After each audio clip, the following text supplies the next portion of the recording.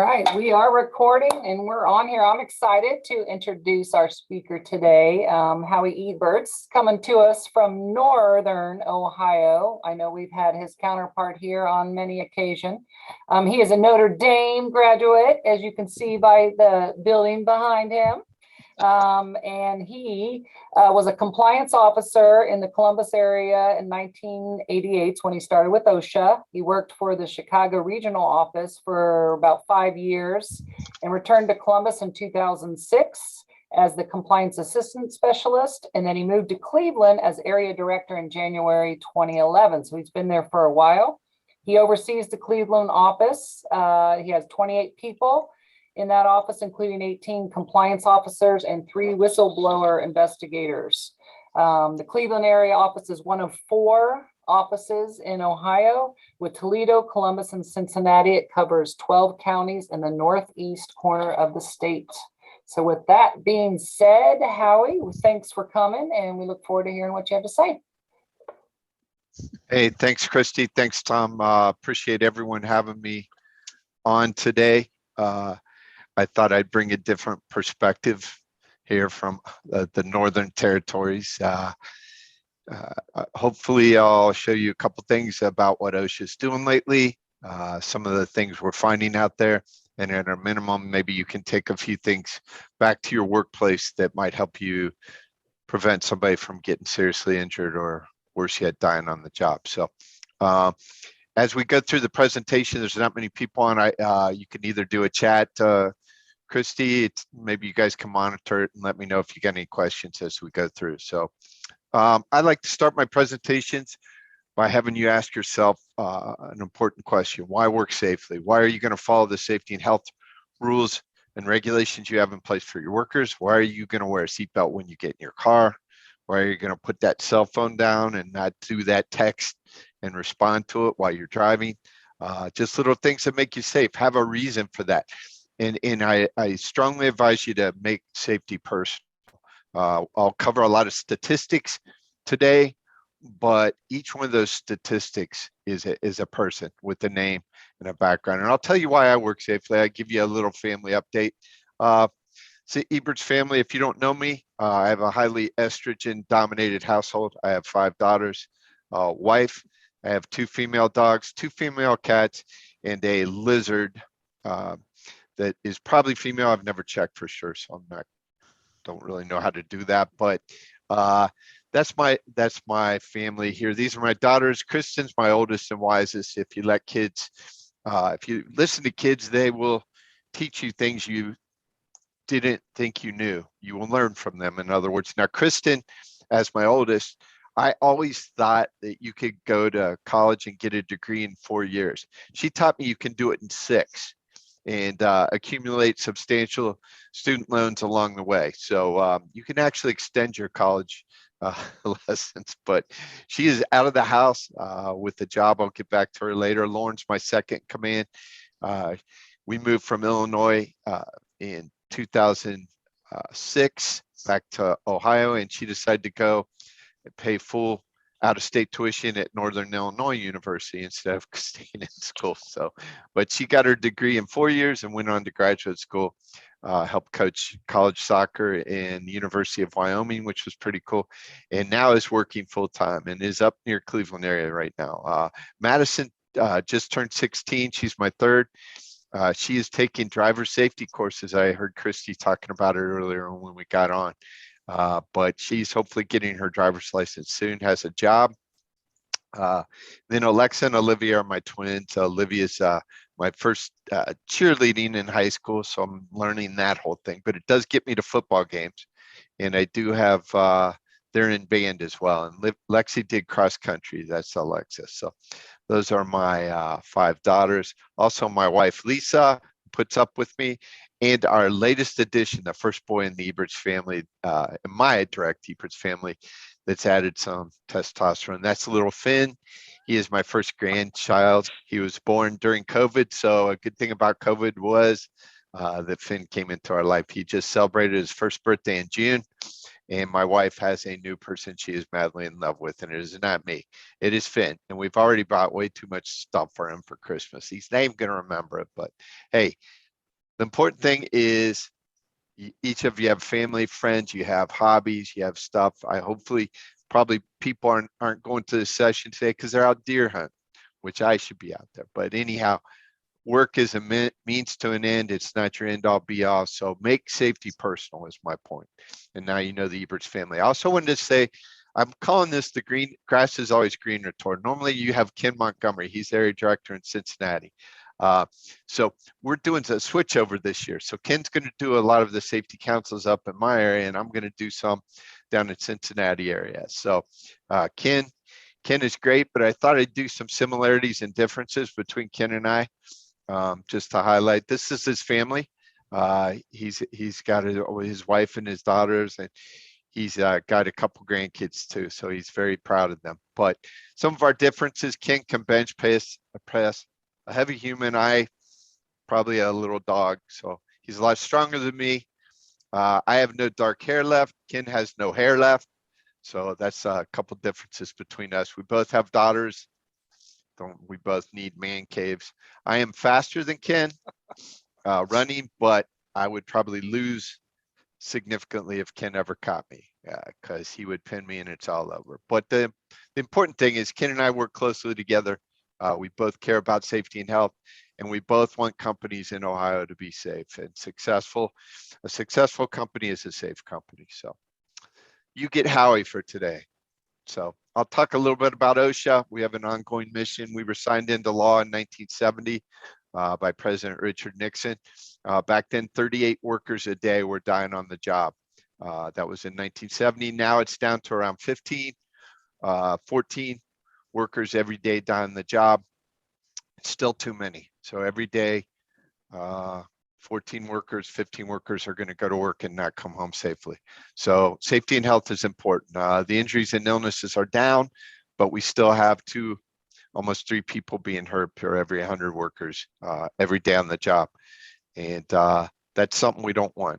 So OSHA uses a balanced approach. We're an enforcement office primarily in Ohio. We also do outreach and compliance assistance, but we're primarily enforcement.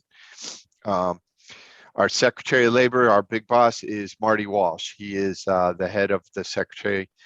He's the Secretary of Labor. He's from Boston. He has an extensive background through union. He was in the building trades and the laborers union. He knows a lot about safety and health. So our secretary, our big boss, has a lot of knowledge about OSHA, which is good.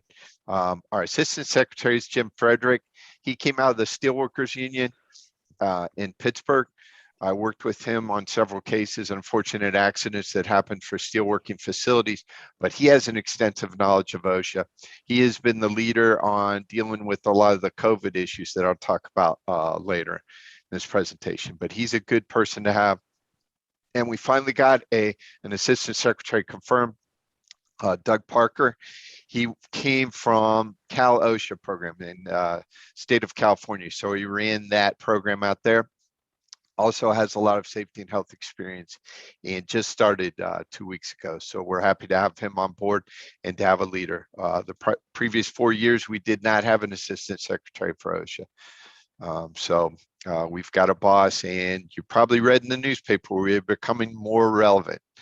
It seems like a lot of OSHA is in the news, especially for this COVID. So in our region, we are Region 5. That's the yellow in the middle right here. We have 6 states: Ohio, Indiana, Illinois, Wisconsin, Minnesota, and Michigan. Of those states, Michigan, Minnesota, and Indiana run their own state programs. They run their own OSHA programs. Wisconsin, Illinois, and Ohio, they are under the U.S. Department of Labor. So the U.S. Department of Labor does enforcement of all private companies in the state of Ohio. For state and local county, that is covered by PERP, which Tom mentioned in his presentation. So, but we do cover private employers in the state of Ohio. OSHA staff, it's a small agency, believe it or not. We have a kind of a big name, a reputation out there, good or bad, depending on how you've dealt with us, but we don't have a big budget. We have just over 500 million for our whole agency. We're about 1/16 of the size of the US EPA. So we don't have that many compliance officers. So we focus our resources where are we finding the greatest potential for serious injuries and illnesses? In the state of Ohio, we have 4 area offices: Toledo, Columbus, Cincinnati, and Cleveland. Right now we have 55 inspectors for the whole state. So that's about 1 inspector for every 130,000 workers in the state of Ohio. So not that many. We are hiring. This is the first year we have a budget increase in a long time. So if you're interested in possibly applying for job openings and I know there were several in the OSHA office in Cincinnati, please apply. Go to USA Jobs, or you can go to OSHA's website at osha.gov, www.osha.gov, and hit on hiring. So here's how we're divided up in jurisdiction. I am up in the northeast quadrant of the state. We have 12 counties up here, but we have the most workers because we have a lot of light manufacturing, a lot of foundries, heavy manufacturing, a lot of different work operations up there. You can see Columbus does central and southeast Ohio. Cincinnati covers southwest Ohio, so all those counties down there. And then Toledo does northwest. We track our fatalities that we inspect every year to look for trends. If you look over fiscal year 2020 and fiscal year 2021, we had a significant increase. And what do you think that's from? It's from COVID. See, I can't interact with you. I can't say, hey, Tom, let me know this. Christy, what do you think? So we'll do the best we can virtually. But we've had an increase in COVID. Obviously, there are work-related COVID fatalities that we're having to investigate. We divide it by manufacturing, construction, and other, which are the service, distribution, and warehousing industries. So, and that includes healthcare and nursing homes. So 71 worker fatalities in our region. We actually went down from 221 to 190 from fiscal year 20 to 21. But I'll go through some of the areas that we're focusing on. In Ohio, dividing the last 5 years by region or by area office, Cleveland had the most, Columbus second most, then Toledo, then Cincinnati. So we inspect about probably 15 to 18 fatalities per area office each year. A number of the fatal accidents that happen in workplaces, OSHA doesn't cover, like at mines, over the road fatalities, which is still the most dangerous thing you're going to do, is jump in your car and drive somewhere. And if you do that on the job and die on the job, like in a freeway accident or something like that, OSHA doesn't inspect those. So we don't inspect farming fatalities unless they have more than 10 employees. So I circled the exposure because these are the types of hazards. If you look at normally in a normal year, if you look at caught in or caught between, struck bys, and falls, you're going to get 90% of the workplace fatalities that we inspect as an agency. Electrocution is usually our 4th highest. So those are our fatal falls, struck bys, or fatal 4, falls, struck bys, electrocution, and caught in. Exposure's gone up. Normally that's chemical exposures. We still do have those. We have confined space entry fatalities. We've had nitrogen. I'll talk a little bit about those, but primarily these are COVID related workplace fatalities. I wanted to show you what we've seen. This was this past year. If you look at the date, this was December 16th. A lot of the inspections we do are fall inspections and roofers. Roofing is the number 4 most dangerous job in the United States based on worker fatality rates. So we do a lot of inspections of falls from roofers. Now this was caught on a neighbor's doorbell camera. I don't know if there's a Ring or whatever, but I want to show you. This is a 14-year-old worker. He's up there on the roof with the roofing crew. They don't have any fall protection. This is their trailer. You can see there's snow on the ground. I'm going to play it for you. If stuff like this might affect you, watching a video that has a person falling, you might want to turn your head away, because I'm going to show what happens when this guy's up here working without fall protection. So he's going to be directed by one of the workers up there. Just keep your eye on this guy here, 14-year-old kid. there, he's kind of getting his balance, and he's going to be told to do something by this other worker up here. He'll direct him, and he'll start to turn, and he's going to slip. And none of those workers up there have fall protection. So if you keep an eye on him, he's going to slip, which he is now. He's going to fall off the front of the roof. Boom. Horrible, horrible incident, right? So we didn't get a call from the company on this, right? So I want to go to the next slide. Company didn't call, but we did get a copy of the police body cam. So I'm going to show you a little bit about this. This is the police officers that showed up. Oop, go back here. Start the video. Okay, I'll show him kind of going up to the scene. You can see a little bit about what he sees when you go in there. I'm going to fast forward to some of this, take away some of the people. But this is if you look at the roof up there, you can see the ladder and how it was set up and how high it was. You know, look at this worker walking next to the roof there over on the left. That's how high it is. I'm going to show you what the police officer found when he looked for the work crew. So he's talking to the owner, and now he's looking for the work crew, okay? So he's going to go over and walk over and get some statements from the work crew here in a second. Sorry for fast forwarding, but I'm going to show you. Now look at these are two of the workers that were up on the roof, and I want to show you what they're doing right now. Look at the guy in there. What are they doing? They're putting on their fall protection harnesses, which they had in the trailer the whole time. So these two workers they had their fall protection, and they were putting on their fall protection in case OSHA came. So we ended up issuing a press release, as you can see here. Fortunately, the employee did survive. He was in a coma, from what I understand. The company did not cooperate with us. But tragically, we went to inspect another roof 2 weeks later, and we ran across this company still up there, working on another job site without any fall protection, no fall protection.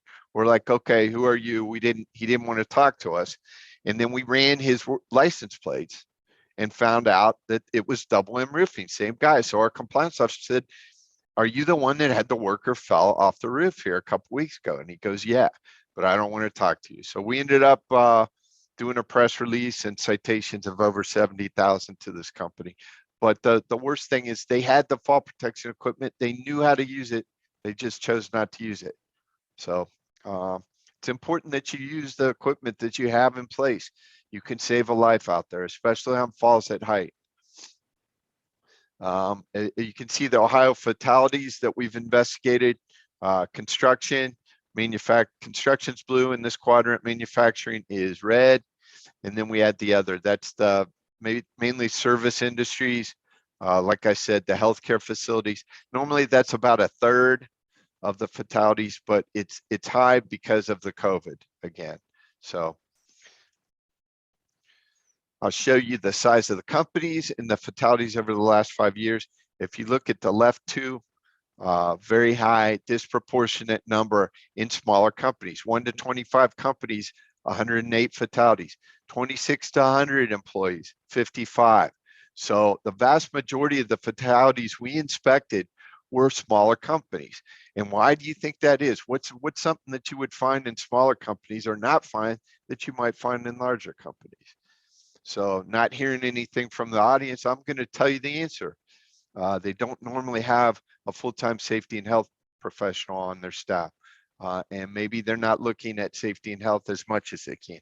The smaller companies, and I'm all for smaller companies. I want them to be successful, but it's important that they look at safety out there. Fatalities by age. I thought I'd show this slide, and I want you to look. When I started back in '88, the younger workers, ages, from 19 through 29, had a higher rate of fatalities than the older workers. And that seemed to be more experienced workers. Now we're seeing a trend where older workers are getting killed more often. Why is that? Why do we have so many 50 to 59-year-old workers that are dying on the job? And I ask audiences all the time that I talk to, I ask companies out there, why do you think that is? And I think that for the most part, I hear two different reasons. I hear number one, that people are working for longer. They're working for a longer number of years. So there's more older workers in dangerous work sites. Number two, maybe they're set in their ways. Maybe they're used to not working things. Maybe they're used to not using lockout tagout. Maybe they think they can do stuff they used to do when they were 20 years old. I'm a direct witness to that. I used to be pretty good in basketball. I know you guys are saying, no, I don't see that guy being good at basketball, but I used to be pretty good, right? I used to be able to jump up and touch the rim and even grab it back in my day. I still, in my mind, I think I can do that, but I know in reality, I can't. Maybe that's contributing to some of these things. You've got workers, a lot of pride comes into it. But my purpose for showing this slide is keep an eye on your aging workforce. I've talked to younger workers. Are you comfortable with telling an older worker that's been there for a while that they should be wearing fall protection? They should be doing lockout tagout. They're not. And even when I started the job, I would never presume to tell somebody that had been there for a while that they're doing something wrong. So, but keep an eye on that from a management perspective. I see there's my chat says 5. I don't know, are there some questions out there that I should be answering, or are we all right? I think we're okay. It was Tom wanted Okay. to know what you thought about Kelly's departure, I think, in relation to your school there, I think. And Cece was just commented back when you're talking about all the girls. She said her husband feels your pain. So Okay, good. I appreciate that. So I'm not alone. That's great. Okay, so I just wanted to show you a couple the fatalities we inspected in 2021 in our office. And when I say fiscal year 20 whatever, fiscal year starts October 1st through the end of September every year. That's the federal fiscal year. We investigated 9 COVID, 4 powered industrial vehicle fatalities. There is nitrogen in an airline for supplied of sandblasting mask. They hooked into nitrogen, an electrocution, a couple caught-ins, 2 falls at height, a trip. We actually had a fatality where a construction worker tripped and broke his leg severely, and he developed an infection when they were doing surgery and died from the infection. But that was still work-related worker fatality. We had 1 heat stress and 1 chemical exposure. Forklift fatalities, I wanted to just take a look at that. We're seeing a lot of those. We saw 4 in our office this past year. Look at pedestrian traffic, look at forklift traffic, look at vehicle traffic. We had one in a parking lot where the forklifts had stop signs and they were crossing where worker vehicles were crossing, right? And they both had stop signs, but we looked at their surveillance videotape and everyone was running them, including the forklifts. And unfortunately, we had a bunch of near misses. I just took a half an hour of video and I found just lots of near misses where people were coming close, right? Well, one time neither one was looking and the forklift collided with the car. Both of them ran the stop sign and unfortunately the forklift driver got killed. So keep an eye on that in your workplace if you have forklifts and material handling. COVID, we wanted to talk a little bit about that. That's a controversial issue, but we have up-to-date resources on our website. It's very important that each company have some kind of program in place to ensure worker safety related to potential COVID exposures. And I think most companies do have that. We encourage you to follow the CDC guidelines. Right now, our proposed rule is being stayed.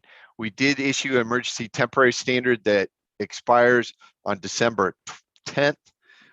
That is primarily for healthcare workers and for people like nursing homes that have healthcare on the site. So that affects a small range of population, but it's the people most at risk that are dealing with and treating or caring for people that actually have COVID.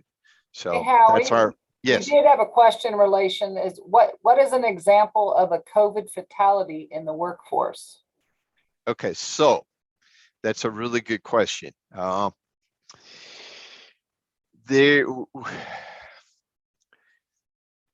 if your employee, one of your workers, gets COVID from an exposure to COVID at work and is hospitalized or dies from it, they have to record it on their OSHA 300 log and they have to report it to us, okay? Now, how can you prove, Mr. OSHA person, that they were exposed at work and that's where they got COVID from, right? That's the tough question. You have an obligation and duty to make a analysis to see if it was work related or not. Okay. Now, if a worker comes in and leaves sick and goes home and then reports later that they have COVID, and nobody else at work has COVID or that you know of, I would say that's probably not work related, but you have to look into it, right? Now, if you have a, say, where we've seen it in the past, we have a food processing job where people are in real tight proximity to each other, right? And they, all of a sudden, they have 50 people from that same department that have COVID, and 2 of them died. This is a case we were doing. There is a very strong likelihood that many of those people got COVID from their exposure to people at work. Now, we do a timeline for each worker, so it's important. When were you first symptomatic? Did you have other potential exposures? Did any of your family members or people that you've been close to have COVID? If the answers to that are no, and you have confirmed COVID cases in your workplace that they were in close proximity to, then there's a good likelihood that that is work related, and you have an obligation to look into that. Do we do DNA tests to confirm that the strain is consistent with the one worker to another? No, we don't do that. But we do have some cases where we've said that a reasonable person would look at that and say, yeah, they got it at work. And there's no other explanation for that. So in those cases, you would be required to report that as a work-related COVID case. So are there other questions related to that, Christy, or? Not, nope. Okay. All right. These are the, these are the challenges that you're faced with in the workplace. It's important that you have a program in place where you're screening, not letting people that are symptomatic work in close proximity to other people, right? If you're doing that and allowing people to be potentially exposed to COVID in your workplace, there's potential problems that we would inspect. And we have been doing inspections. Say, for instance, a lot of nursing homes have gotten citations from us for not having a respiratory protection program or having deficiencies in their respirator program. Now, those are nurses or nursing aides or people in the nursing home that know there's COVID patients out there or residents, and they are providing services to them as part of their job. Now, they're required by the company to wear N95 respirators, but if they have deficiencies in that program, then we have issued citations for that. Also, if they have an outbreak in their nursing home, then they would potentially have to report that and consider those exposures work related. So it's a good question. It's a tough question. Go to our website. We've got frequently asked questions and answers that can help you make that determination. But make an effort to do it. So the emergency standard had requirements for healthcare workers, physical distancing, masks, paid removal, follow CDC guidance. If you're following CDC guidance, you're making reasonable efforts to do that, you will not have any issues with OSHA related to COVID. Now the ETS requirements related to healthcare, written plan, patient screening, face masks and respirators, all those requirements are specific to the industries that the emergency temporary standard was promulgated for, and that is the healthcare and like nursing care facilities that have healthcare on site. There's different requirements for that, but we did issue a national emphasis program, which is the NEP, and that required specific inspections where we looked at these work sites. In July, we revised it to be consistent with the emergency temporary standard. And we have an updated enforcement response plan that's listed. That is our latest one's July 2021. If you have any questions about what we're doing related to COVID inspections, that memo is on our website. The COVID jumps up if you go to OSHA.gov, just click on it and you'll find that. But our role is to go to workplaces, identify risk, and make sure that the company is doing what they're supposed to do to control or do reasonable efforts to follow CDC guidelines to make sure that workers are protected. We received 411 complaints in Ohio in the last fiscal year related to COVID. We did 108 inspections compared to 1,800 US-wide. And 52 of those were the National Emphasis Program inspections. We inspected 25 COVID-related fatalities last year. These are the national numbers for different periods of time since the pandemic started in March 2020. So we received a lot of complaints initially, and that's nationwide. So you can look at how many referrals we got, reports of severe injury, excuse me, reports of fatalities. So 369 were actually reported to OSHA. You know, take that word for what it is. These are the citations that we issued and the inspections we did on site. We did a lot of remote inspections. We didn't want our compliance officers going to a site with active COVID cases going on. So we did some of those remote.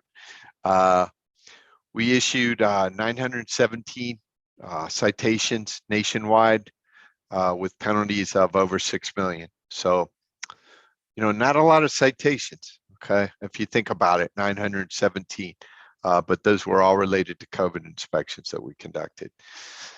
Is there going to be a new emergency temporary standard? If you go to the whitehouse.gov, the path out of the pandemic, in President Biden's action plan, he did direct our agency to put in place a emergency temporary standard, which we did.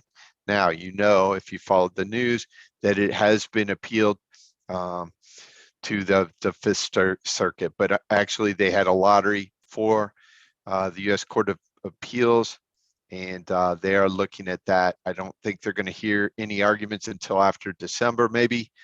You can follow that in the news, but they are right now we have a stay on that, so we are not doing anything with that standard. Tom presented the most frequently cited citations. I have an updated from 2021. Not much change. Respirators did go to number 2 because of the COVID-related inspections. I think it was number 4 before. Ladders and scaffolds, fall protection in construction are 4 of the top 10 if you look.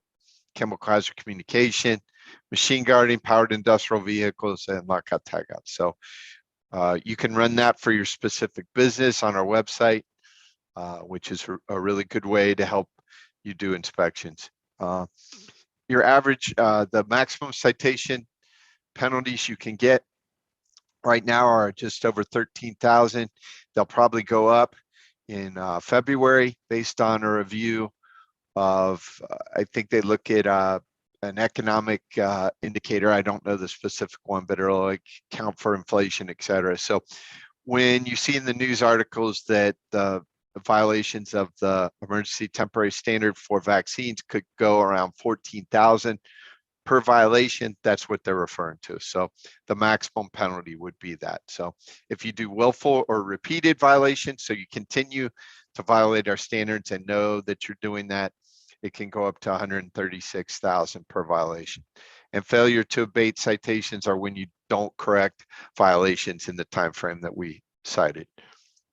What happens? I get this question a lot. What happens if you don't pay your fines? Unfortunately, we do have companies that don't pay their fines. What happens is we follow up with them.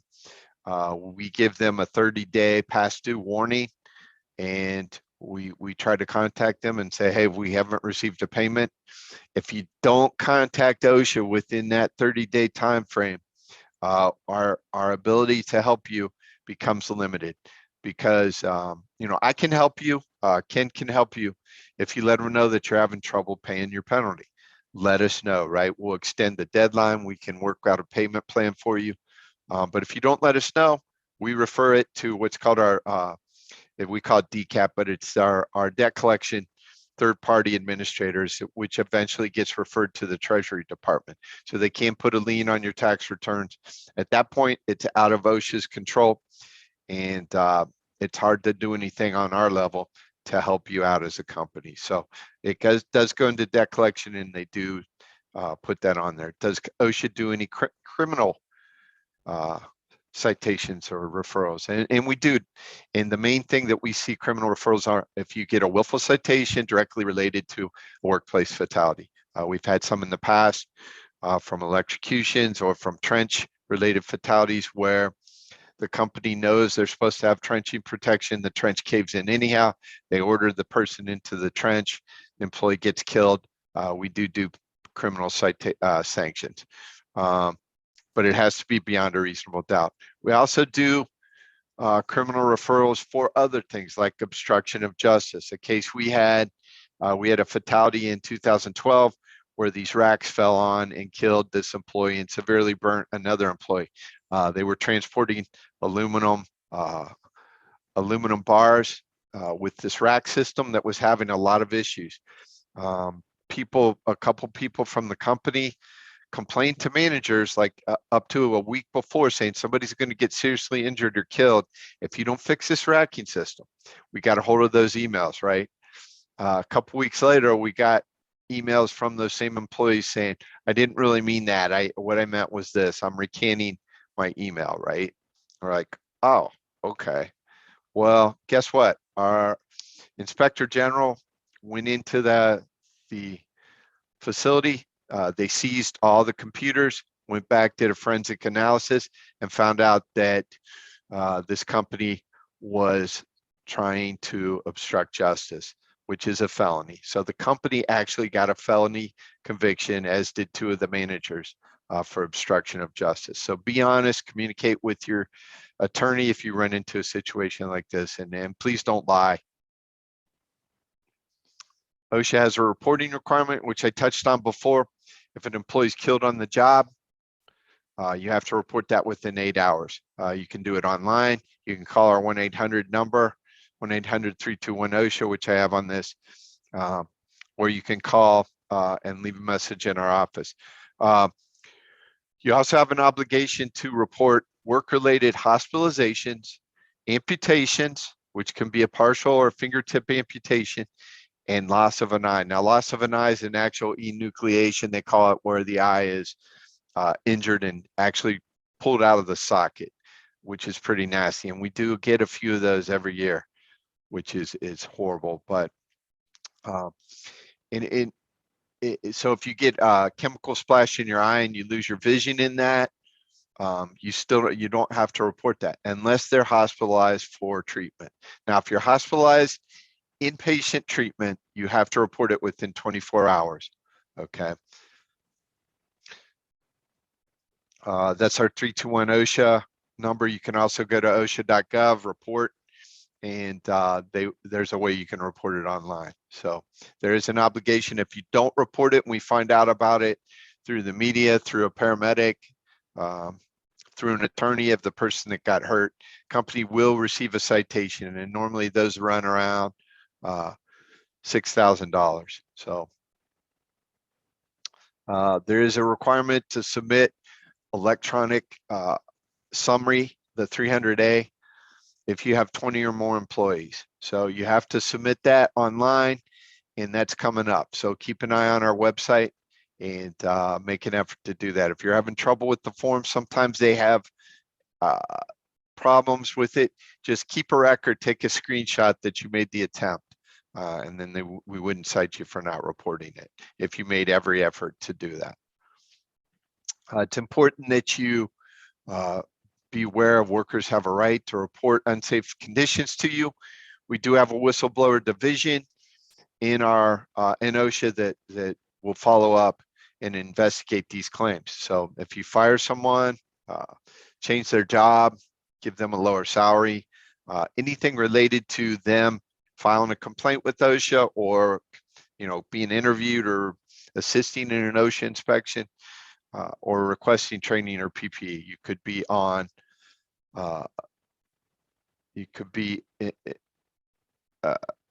charged through a whistle. Draw a blank. So you get this free training from me, and that's what you get. But you would be charged by our whistleblower department, be responsible for back pay and additional fees that would be incorporated for that. So don't retaliate against employees. Just investigate what you found out, and try to make it impersonal. It is going to get hot again at some point. We put this out in advance because I know that the agency is working on and actually put out in the Federal Register a request for comments related to a proposed standard for heat. So I know NIOSH has a heat app. BWC incorporates that, has a lot of great resources for that. So if you want to go to the governmentinfo.gov and type in heat stress, you can go online and put in comments for that too. We have great compliance assistance materials on our website. Also use BWC. I love their little short training videos that they have. Those are great for a worker meeting, put it on the screen. They've also got those great programs you can copy and incorporate for your site. And the greatest thing I think that BWC does is they'll do free visits to your workplace. And I think they're up to, Tom, maybe 2 days a week now? It was 1 day a week, and maybe up to 2 days a week that they can actually go out in person and take a look at your facility. Are you guys doing that, Tom? Yes, we are slowly getting back into the field. Slowly, yeah. Slowly, but yeah, that provision is certainly in place right now. No, I just encourage companies to use you guys because it's a great resource. We're a unique state in that the Bureau of Workers' Compensation does this aggressive safety help. They do the Billion Back. They've got the trench grants. They've got safety and health grants. If you're purchasing any new equipment and it improves safety in your workplace, go to the safety grants. Man, that's great. 3-to-1 match up to like 40,000. That's a great resource. So good job, BWC. Tom, I know it's all because of you, right? So, anyhow, if you need to contact us, you can go to OSHA.gov or call our 1-800-321-OSHA hotline or call our local area office. But that's kind of all I had to talk about. I hope I didn't go over time. Am I all right? No, Christy? we still have a few minutes. I think, Tom, you want to ask your questions? Yeah, you have questions for me, Tom? I might limit yours if they You're get on too mute. complicated. You're on mute, Tom.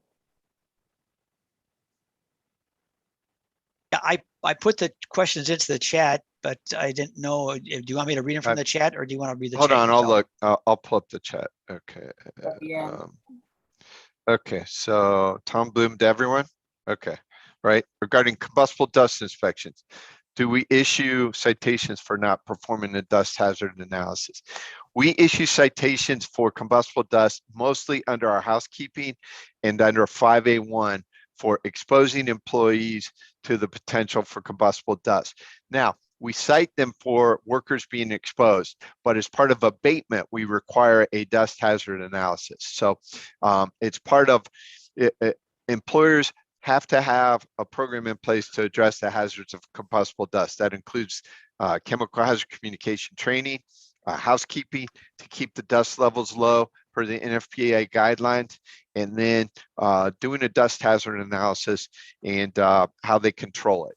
Now, we cite that under our general duty clause, section 5A1 for combustible dust, and then we add all the elements and components of a dust hazard analysis, control, flash control, where appropriate, moving the bag houses inside or, outside and having controls in place for that. Does that answer that or? Yeah, for the most part. I was just curious for the DHA. Do you have an accepted definition of a DHA or not? There's all different kind of versions out there, and I was wondering if OSHA had any particular kind of template for that analysis? No, and we refer it to the NFPA. I know companies will. We do two combustible dust analyses in our lab in Salt Lake City. We'll do the KST, which is that just tells what the potential force of the explosion is. It explosive, or could it be explosive? Now that type of test, the way it's done is they put some dust through sieves, and then they put a certain amount of spark into it to try to ignite it. Okay, they put a high level of spark in it. That is one test that we use, and the second one we use is for our division D1 or class 2 citations related to electrical. That is a lot lower energy is put into that. So that's for more highly combustible materials.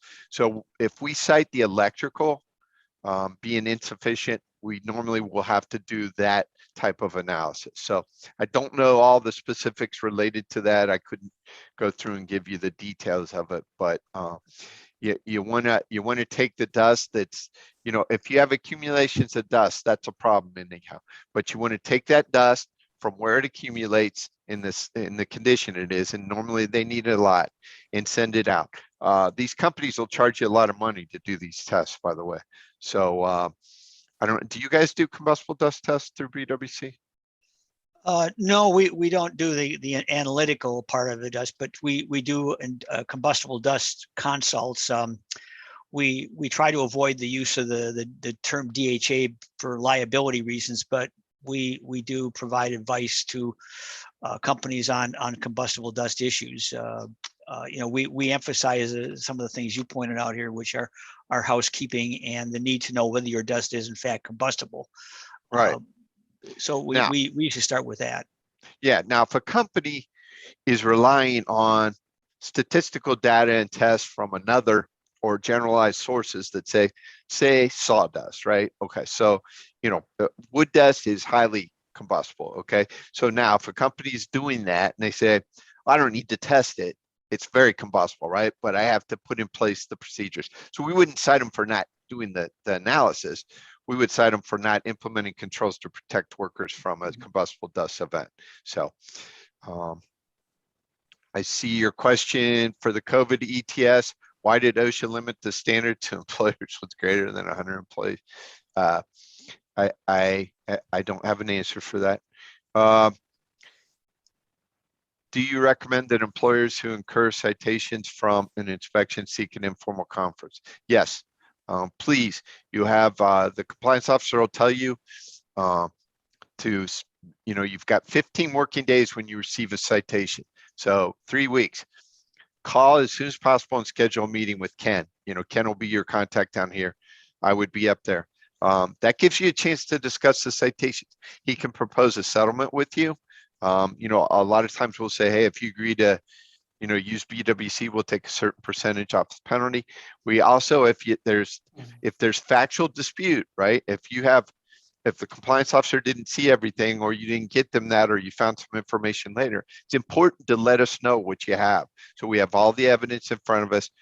All the area directors have settlement authority up to that 15-day period. Now, once you reach that 15-day period, if you let that time go, you have no more rights to challenge the citations. They become a final order in the courts. So please seek an informal conference to discuss it, and we can agree to disagree, and you still have time to contest, right? And if you contest, you have to do it in writing or via email, and that gives you a right to go before an administrative law judge with a hearing.